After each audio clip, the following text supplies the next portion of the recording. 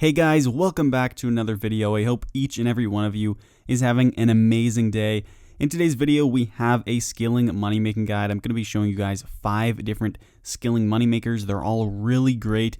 You'll make at least 5 mil per hour on each of these methods, some of them even up to 10 mil per hour. So there are some really good methods in this video. Should be a method for just about everyone. I did vary the skill requirements and all that. So anyway, I hope you guys are able to find one of these methods really helpful and make you quite a bit of money. Before we go into the first method, if you guys do enjoy this video, hit that thumbs up button and subscribe. It really would be appreciated, and I hope you guys do enjoy. Now moving on to our first method, we have creating classic and historic component crates. This is a new money-making method. It came along with archaeology, so there are a few requirements, not very many though. You will only require level 20 invention to make the component crates, and then you'll also only need level 5 archaeology so that you can actually collect these components. Recommended is, of course, high level Matic along with a high level archaeology level. If you guys do have the master archaeologist outfit as well, this is something that will also help allow you to gather more components per hour. So step 1 for this method, you're going to want to buy the materials. So you're going to want to buy some Xerosian insigni. So just buy 1,000 of those, and then you'll also want to buy the 3rd Age iron. These are the only 2 materials that you will need in order to restore the artifacts that we are going to be disassembling for the components. So once you guys do have the materials, you are going to want to start excavating the artifacts at the level 5 location located at Caradet. You will be gathering both the Venator light crossbows and the Venator daggers from this location, and you should be able to get around 80 artifacts per hour. So basically, for the main portion of this method, you are going to be excavating these artifacts. It is a little bit AFK, so that is the nice thing. You can use sign-up orders if you want. It will cut into your profit, but you still will make profit. If you don't want to do that, then there is just a bank chest a little bit north, so you can do that and save yourself some money. Now, once you have a good amount of artifacts, you are going to want to restore them. And as I said, you will only need the Xerosian insigni as well as the 3rd Age iron to restore these artifacts. Once they are restored, you will then want to begin disassembling them. You should get at least 20 historic components or 5 classic components every time you disassemble. There is also a very rare chance to get a time-worn component as well as a vintage component as well. These can also be made into their own crates and you can sell them as well. So if you do get some of these, they can be sold and will be counted into your profit. So anyway, once you are done disassembling all of the artifacts, you can begin making the small and large crates. So as you can see, this is a large crate for the historic components. You will need 1,000 historic components as well as padded and protective parts. You can get the padded and protective parts just by disassembling green D-hide bodies. You can either put them in your auto disassembler or you can just disassemble them yourself. You don't need too many, so it shouldn't take very long. Just buying 100 every hour should give you enough materials to make the component crates. And as you can see, there is 4 different kinds, so you can make, of course, the historic component crates as well as the classic component crates. And if you do get some of those time-worn and vintage components, you can also make those crates as well and sell them for profit. Overall, you can make around 5 to 6 mil per hour doing this method. And as you saw, there aren't really too many requirements, and it is a little bit AFK, at least when gathering the artifacts. Now moving on to our next method, we have another sort of archaeology related method. It is going to be screening soil. So the requirements for this, you only need level 20 archaeology, at least for the fiery brimstone, which is the best soil you can do. You can make around 5 mil per hour. That is if you do have the recommendations as well. So recommended is 110 plus archaeology. That way you will have a higher success rate of gathering the materials when you do screen the soil. So basically, the higher your archaeology level is, the better chance you will have to receive materials from screening the soil. Also, a Water Fiend familiar is really helpful. It will gather a few extra materials for you. If you do have the Master Archaeologist outfit, this is extremely useful. It will actually lower the time of screening the soil from 1.8 seconds down to 1.2 seconds, so you will be able to screen more per hour, which will get you that 5 mil GP per hour. Also, Grace of the Elves, you can automatically send all of the materials to your bank. That is pretty nice because it does make it more AFK, and you still do make quite a bit of profit. Also, having an upgraded soil box allows you to store more soil, so you don't have to go bank and fill it up as often. And that is pretty much it for this method. So you just want to fill up your soil box, make sure you have that water theme familiar and all the other recommendations, then just head to the screening station and start screening your soil. You'll be collecting the materials, which will be sent straight to your material box, and then you can just withdraw them and sell them later. And even if you don't have 110 archaeology, you still make profit from this method. Do keep in mind that the Fiery Brimstone is the most profitable soil to screen. However, all of the other ones are profitable as well. I would advise you guys to stay away from the Ancient Gravel because that one is from Caradet, and you won't make as much money from that one because a lot of the materials are priced fairly low. Now moving on to the next method, we have harvesting energy. I'm going to be showing you guys harvesting incandescent energy. However, all of the other energies are profitable as well, especially cursed energy, although there is that risk of getting PK'd if you are going for cursed energy. The requirements are 95 divination for the incandescent energy. If you don't have that, you can do cursed energy as an alternative. You can actually make more money doing cursed energy if you don't get killed. You'll also want a Nightmare Muspa pouch. This is really important. It will boost the amount of energy you can gather per hour. An Enrichment Aura, super helpful also. And then Divination Cape, Elder Divination Outfit, and the Divine Conversion Relic, which does require 98 Archaeology. Also, if you guys can have the Ethereal Connection perk from the Guthixian Shrine, that does help as well. Now, I would say the biggest recommendation here is make sure you have the Divine Conversion Relic. This will essentially double the amount of energy you can gather per hour. I'm not going to show you guys specifically how you can get the Divine Conversion Relic in this video, but I do have a guide dedicated to that, so I will be linking that in the description down below if you guys are interested. Now, basically doing this method, it is very simple if you do have all those requirements and recommendations. You'll simply just want to harvest the energy. Now, if you do have the Nightmare Muspa, you will get a lot of memories going straight to your summoning familiar. This will allow you to hold more memory, which is why it will boost the amount of energy you can gather per hour. Now, the Divine Conversion Relic is so important to have because that way when you go and convert all your memories, you convert them all at once rather than doing one at a time. So you can see that will double the amount of energy that you can gather per hour. And if you do have all of these requirements and recommendations, you will be able to make up to 6 mil per hour. And that is at incandescent energy. If you do want to try your luck at cursed energy, if you are lucky and don't get killed throughout a full hour, you can make up to 8 to 9 mil per hour. However, of course, it is risky.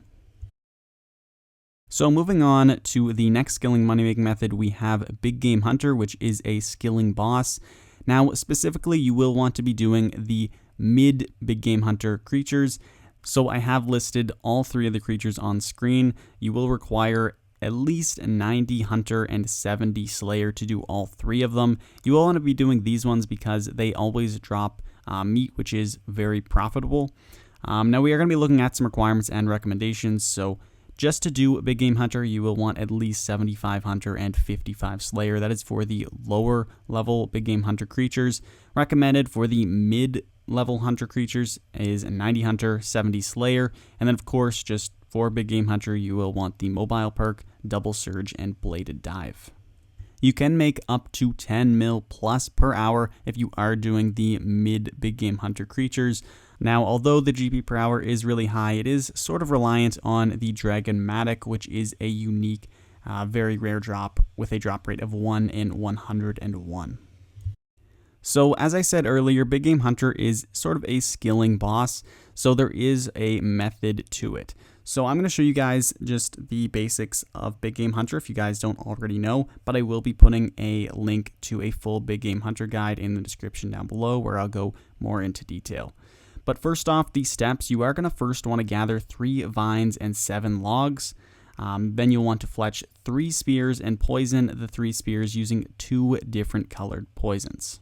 So essentially, through every Big Game Hunter run, the dinosaur will be resistant to 1 poison, and then 1 poison will be super effective, which will deal 30,000 damage. Each big game hunter has 90,000 health, so you will want to find the weakness to that dinosaur so that you can kill him in one shot. So once you have poisoned the 3 spears using 2 different colors, you will want to then build the scorpions and the pressure plate, and then you will want to arm the scorpions and also bait the pressure plate.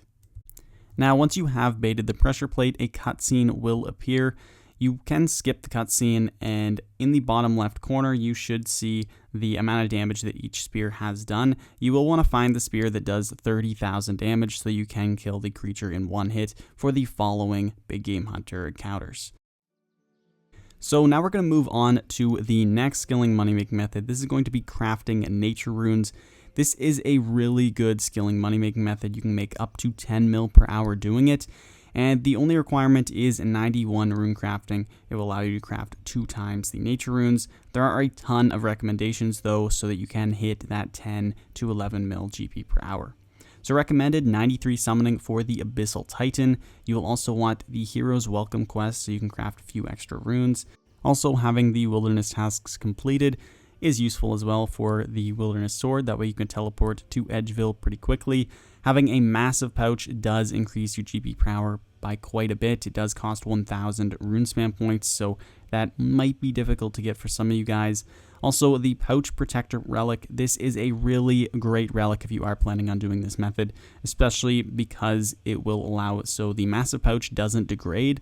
That way you won't have to buy another one over and over if you do continue doing this method. The Nexus Mod Relic is another extremely useful relic for this. It will allow you to teleport to the middle of the abyss when teleporting using the Zamorak Mage.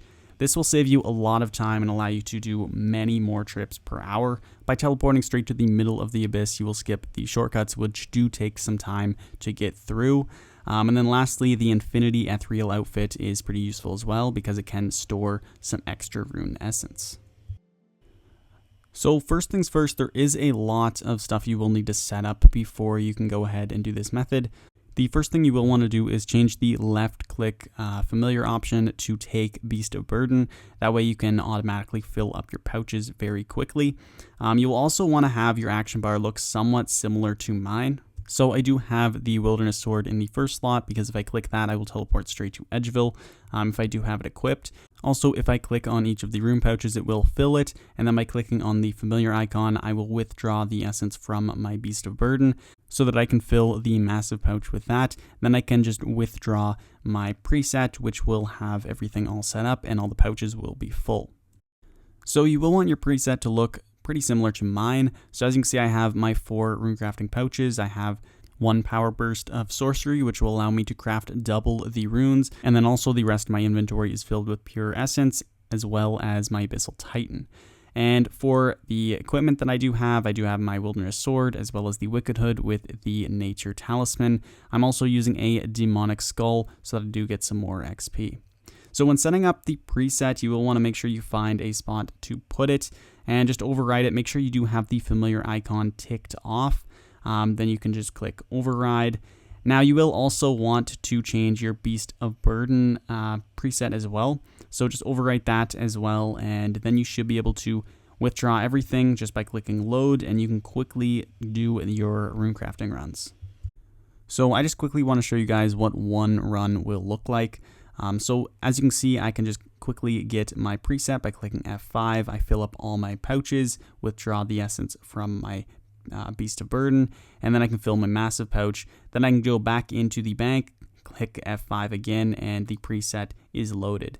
So then I can go straight up to the Zamorak Mage, which is just in the wilderness north of Edgeville. You will want to be a little bit cautious just in case someone's following you. As you can see here, there was someone following me, but he was just doing rune crafting as well, so it was pretty safe. Also, if you do have the mobile perk, it will help you a little bit, speed up your times a decent amount.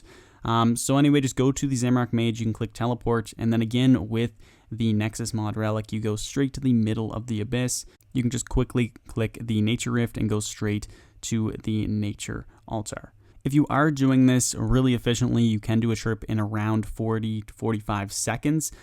So you should be able to get a little bit over 80 trips per hour. And you will be making a lot of money off of the nature runes, of course, but you can also get some magical thread as well, which will increase your GP per hour.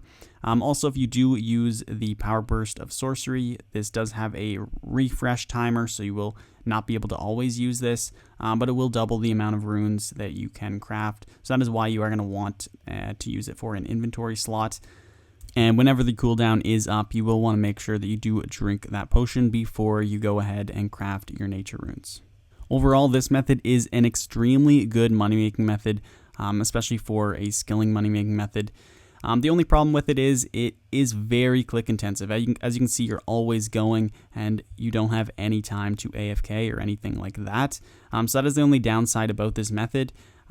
You do also get quite a bit of rune crafting XP from it. If you do have a demonic skull, you're getting around 250,000 rune crafting XP per hour. That is with the Nexus mod as well.